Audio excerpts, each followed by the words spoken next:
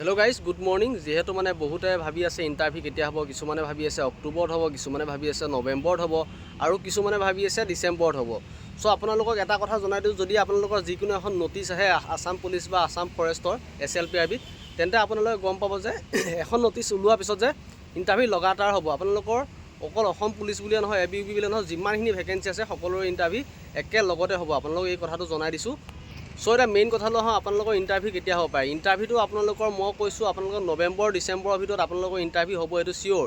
কিন্তু আপোনালোকৰ নৱেম্বৰ ডিচেম্বৰত ইণ্টাৰভিউ হ'ব বুলি আপোনালোকে ইণ্টাৰভিউটো মাথা মাৰি থাকিলে নহ'ব। আপোনালোকে পঢ়া শুনা মাথা মাৰক, ফিজিকেল এক্টিভিটি মাথা মাৰক। কাৰণ কি গম পাইছেনে, যিহেতু আপোনালোকৰ বয়সটো সদায় ডেইলি গৈ আছে, গম পাইছে ন। আপোনালোকে গমেই নাপাব আপোনালোকৰ আজি 21 বছৰ আছে, 22 বছৰ আছে, কাইলৈ 26 বছৰ হ'ব। আপোনালোকে গম নোপোৱাকৈ আপোনাৰ বয়সটো কেতিয়াও ৰখি নাথাকে, গম পাইছে নাই।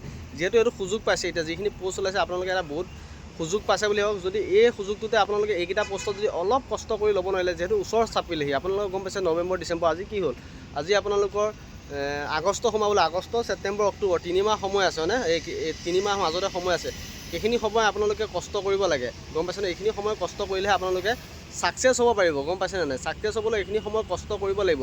যদি এইকেইটা ভেকেঞ্চি আপোনালোকে ল'বলৈ নোৱাৰে, আপোনালোকে আকৌ 1 বছৰ 1.5 বছৰ ৰখি থাকক বুলি মই ক'লোঁ নহয়। ধৈৰ্য মানে আপোনাৰ 1 বছৰ আকৌ পিছুৱাই গ'ল বুলি ধৰি থৈ দিয়ক।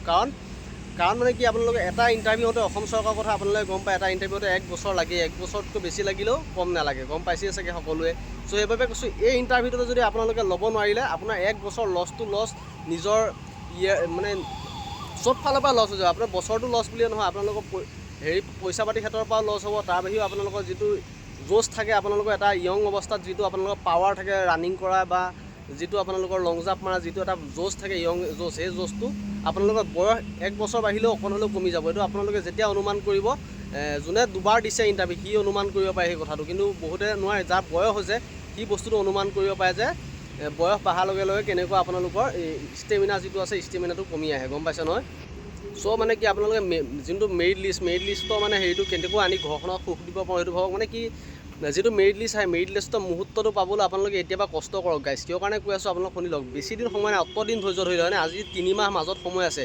এইখিনি যোনে 100% দি প্ৰিপেৰেশ্যনত পূৰা 100% ফ'কাছ দিব, সি 100% ছাকচেছ হ'ব। আৰু যোনে ফ'কাছ নিদিয়ে এইখিনি টাইমতে, মেইন টাইম বুলি ক'লোঁ, এইখিনি টাইমে গাইজ, বেছি টাইম নহয়, যিহেতু অকণমান সময় আছে, মাত্ৰ 3 মাহ। অতদিন ধৈৰ্য ধৰিলেই তেতিয়া আপোনালোকৰ ভেকেঞ্চি ওলাইছে। অতদিন ধৈৰ্য ধৰি আজি আপোনালোকে সময়টো নিচেই ওচৰ চাপিছে, যিখিনিত আপোনালোকে কষ্ট অলপ ভালদৰে কৰিলে ছাকচেছ পইণ্টটো পাব। যিটো মেৰিট লিষ্ট, যিটো আপোনালোকৰ মেৰিট লিষ্টৰ যিটো ফূৰ্তি নহয়, আপোনালোকে সেইটো পালে মানে গম পাব কেনেকুৱা ফূৰ্তি এটা মেৰিট লিষ্ট পোৱা। ওচৰত ঘৰৰ মানুহে যেতিয়া আপোনাৰ চাকৰি হ'ল বুলি খবৰটো পোৱা যায় না, আপোনাৰ নিজকে এটা কেনেকুৱা মানে এচিভমেণ্ট কৰাৰ নিচিনা লাগে। সেইটো আপোনালোকে যোনদিনাখন মেৰিট লিষ্ট আহিব সেইদিনাখন আপোনালোকে গম পাব, গম পাইছে নহয়। চ' সেইটো মুহূৰ্ত পাবলৈ হ'লে আপোনালোকে এতিয়াৰ পৰা কষ্ট কৰক। আৰু আপোনালোকক মই কিছুমান টিপছ দি আছোঁ, যিবিলাক টিপছ আপোনালোকক সদায় আগবঢ়াই লৈ যোৱা সহায় কৰিব বুলি মোৰ ফালৰ বিশ্বাস আছে। চ' আপোনালোকক টিপছবিলাক কেনেকুৱা দিছোঁ, আপোনালোকে চাওক, ৰানিং ফিজিকেল ষ্টাৰ্ট কৰিয়ে আছে বাৰু, কৰক। তাৰ লগতে আপোনাৰ পঢ়া শুনাটো কৰি থাকিব। পঢ়া শুনাটো আপোনালোকে বিশেষকৈ মেথছ, ৰিজনিং, জিকে আৰু ইংলিছ, গ্ৰামাৰ, এইকেইটা টপিকৰ ওপৰত আহিব। আপোনালোকে চিলেবাছটো মেইনটেইন কৰি ৰাখিব, গম পাইছে নাই। আপোনালোকে এনেই পঢ়িলে নহ'ব, চিলেবাছটো মেইনটেইন কৰিব। তাৰ বাহিৰে আপোনালোকে যিটো আগৰ পেপাৰ, আপোনালোকে টপিক কেতিয়াও ক্লিয়াৰ কৰিব নোৱাৰে, গম পাইছে নাই। টপিক কেতিয়াও ক্লিয়াৰ নহয়, গম পাইছে নাই। যিমানে নপঢ়ক কিয়, যোন আচলি খেলটো ক'ত হয় গম পাইছে নাই, যিটো আগৰ পেপাৰ এনালাইচিছত বেছিকৈ আপোনালোকৰ মানে কি আইডিয়াটো পায়, বা তেনেকুৱা টাইপৰ কেনেকুৱা হয়, ৰিভিজন দিবলৈ কিছুমান বস্তু লিখি কৰি থ'লে পৰা যায়। কিন্তু আপোনালোকে টপিক কনচেপ্ট ক্লিয়াৰ কৰিব নোৱাৰিব গোটেইখিনি, গম পাইছে নাই। সেইটো কাৰণে আপোনালোকক টেলেণ্ট লগাব লাগিব। সেই টেলেণ্ট এইবিলাক প্ৰিভিয়াছ পেপাৰ, যিবিলাক মানে নোট আপোনালোকে লিখি বনাই কৰি থৈছে, এইবিলাক আপোনালোকে পিছত যে ৰিভিজন দিব পাৰে, তেনেকুৱা আপোনালোকে পঢ়া শুনাটো ষ্টাৰ্ট কৰক গাইজ, গম পাইছে নহয়। আৰু লগতে ফিজিকেলৰ ক্ষেত্ৰত আপোনালোকে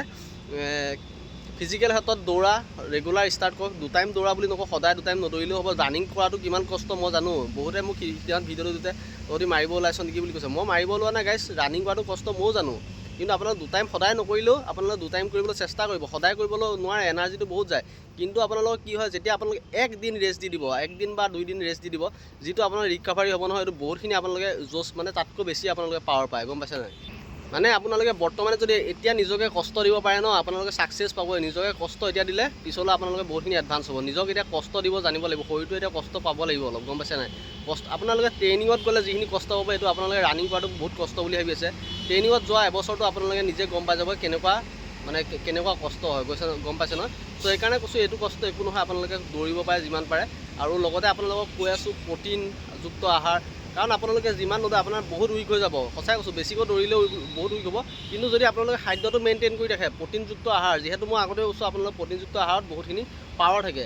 যেনেকুৱা আপোনালোকে এচিডিছ ৱে প্ৰটিন, মই যিটো কৈ আছোঁ আপোনালোকে লয় নলয় নাজানো, কিন্তু এই বস্তুটো ভাল হয়। আপোনালোকক প্ৰতিটো ভিডিঅ'তে মই কৈ আছোঁ, যিটো যোনে ল'ব পাৰে কিন্তু এচিডিছ ৱে প্ৰটিনটো ল'বই, কাৰণ আপোনালোকে ইম্প্ৰুভমেণ্ট 30 ছেকেণ্ড হ'লেও দিব। 30 ছেকেণ্ড ইম্প্ৰুভমেণ্ট মানে কি জানে, আপোনালোকৰ 0.5 ছেকেণ্ডত এটা কেণ্ডিডেট কাটা গুচি যায়, গম পাইছে নাই?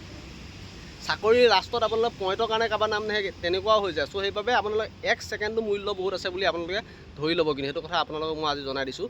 আৰু লগতে বেছি নকওঁ, আপোনালোকে নিজৰ মা দেউতাৰ কাৰণে যিখিনি মানে মেহনত কৰি যাওক, কাৰণ এতিয়া চাওক আপোনালোকৰ বয়স হৈ আহিছে, মা দেউতাও বুঢ়া হৈ আহিছে। চ' সেইবাবে আপোনালোকে যিমান পাৰে আপোনাৰ ফালৰ পৰা 100% দি এইকণ সময়তে আপোনালোকে ছাকচেছ ল'বলৈ চেষ্টা কৰক। আৰু নেক্সট যেন ভেকেঞ্চি ওলালেও কিমান বছৰ পিছুৰি যাব ঠিক নাই, আপোনালোকে 1.5 বছৰ 2 বছৰ ৰখিব লাগিব আকৌ এটা ভেকেঞ্চি কমপ্লিট হ'লে।